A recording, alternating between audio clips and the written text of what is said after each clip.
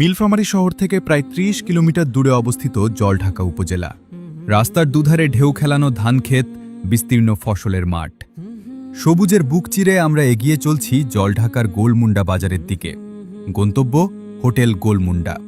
আজ আমরা শুনব হোটেলের একজন সাধারণ কর্মচারী কিভাবে হোটেলের মালিক হলেন। হাসি মুখে অতিথি আপ্যায়ন করলেও রশিদুল ইসলামের জীবনের শুরুটা এত সহজ ছিল না।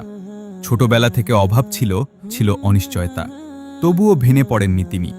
কথায় কথায় আমরা জানতে পারি তিনি বুকের ভেতর লালন করতেন একটি স্বপ্ন, একদিন নিজের একটি হোটেল হবে। চলুন শুনে আসি তার অতীতের সেই গল্প।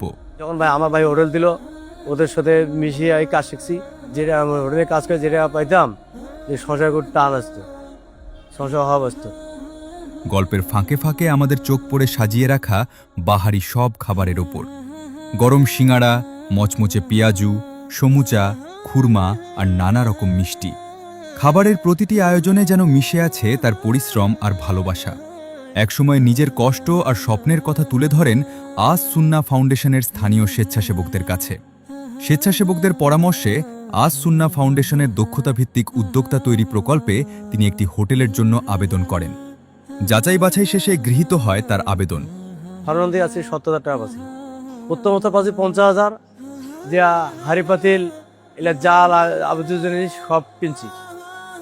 তারপর যেটা আরো পাচ্ছি ওর পাড়া দিয়া এই তাওয়া হাসে এই আর কিনছি, কিছু ক্যাশে লাগাচ্ছি। সেই সহায়তাকে পুঁজি করে শুরু হয় তার নতুন পথ চলা। বর্তমানে প্রতিদিন এই হোটেলে 3 থেকে 4 হাজার টাকার বেচা কেনা হয়।